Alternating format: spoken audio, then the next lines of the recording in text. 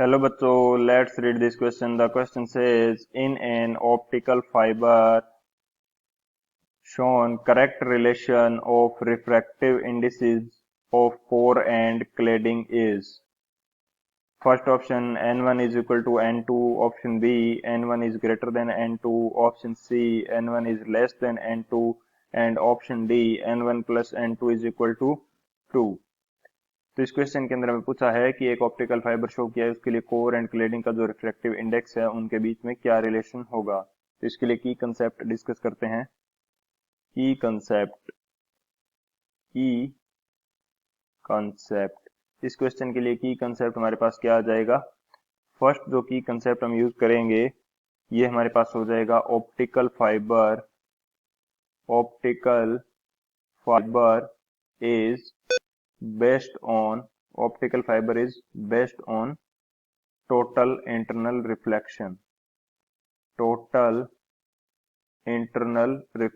यानी कि जो ऑप्टिकल फाइबर होता है ये टोटल इंटरनल रिफ्लेक्शन TIR जिसको बोलते हैं इसके कंसेप्ट पर बेस्ड होता है।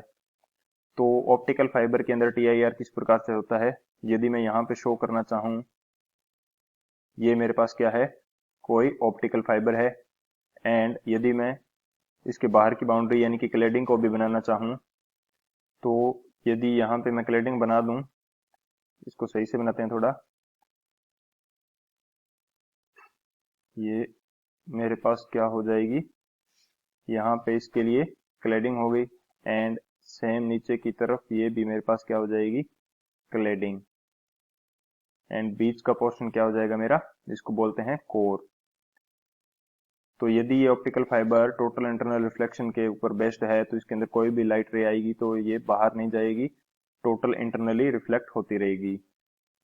मैं यहाँ पे अज्यूम करता हूँ कि एक लाइट रे मेरी कुछ इस प्रकार से यहाँ पे इंसिडेंट होती है एंड टोटल इंटरनल रिफ्लेक्शन हो जाता है इसका कुछ इस प्रकार से, फिर ये नीचे की सरफेस पर टकराएगी, नीचे की सरफेस पर यदि टकराएगी तो यहाँ भी इसका टोटल इंटरनल रिफ्लेक्शन हो जाएगा कुछ इस तरह से, एंड ये हर बार टोटल इंटरनली रिफ्लेक्ट होती रहेगी, हर बार टोटल इंटरनली रिफ्लेक्ट होगी एंड जो सिग्नल या डाटा हम ट्रांसफर करना चाहते हैं वो होता रहेगा। तो यहाँ पे यदि मैं एंगल ऑफ इंसिडेंस या थीटा की बात करूं तो ये जो थीटा होगा एंगल ऑफ इंसिडेंस, इसकी वैल्यू ग्रेटर देन किसकी हो जाएगी, थीटा सी हमारे पास क्या है, क्रिटिकल एंगल, थीटा सी हमारे पास क्या है, क्रिटिकल एंगल। इसको मैं लिख देता हूं, theta C is critical angle,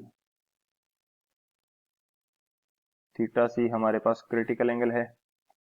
तो अब बात करते हैं कि TIR के लिए कंडीशंस क्या होती है। एक कंडीशन तो ये होगी मेरे पास कि जो टोटल इंटरनल रिफ्लेक्शन के लिए एंगल ऑफ इंसिडेंस है इसकी वैल्यू हमेशा ज्यादा होनी चाहिए क्रिटिकल एंगल से, एंड जो सेकंड कंडीशन होती है हमारे पास TIR के लिए ये होती है, लाइट जो ट्रेवल करेगी, ये अगर ये लाइट ट्रेवल कर रही है तो ये डेंसर मीडियम से डेंसर टू रेयरर मीडियम की तरफ ट्रेवल करनी चाहिए।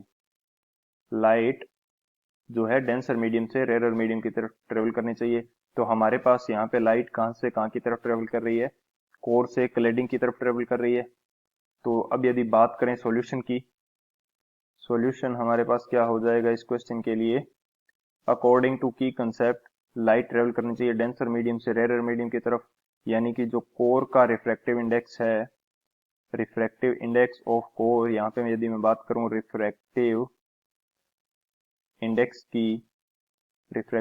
की बात की जाए तो जो कोर का रिफ्रैक्टिव इंडेक्स है ये ज्यादा होना चाहिए क्लेडिंग से, तभी तो टोटल इंटरनल रिफ्लेक्शन होगा।